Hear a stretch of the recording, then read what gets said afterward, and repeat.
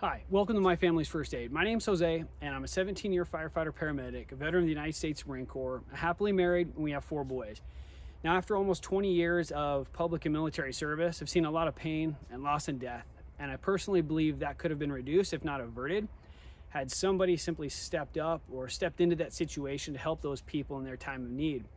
After my time in the military and the fire department, I've come to realize that the number one reason why people won't step in and help is fear. And I believe that fear is based on a couple of things, being a lack of education, equipment, training, and personal leadership.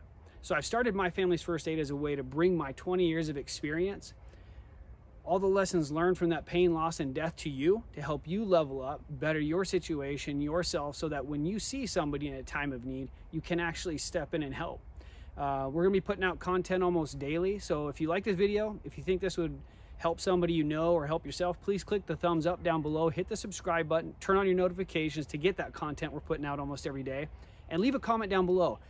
Questions you have, concerns, things I can do better. If you have any questions on gear, procedures, equipment,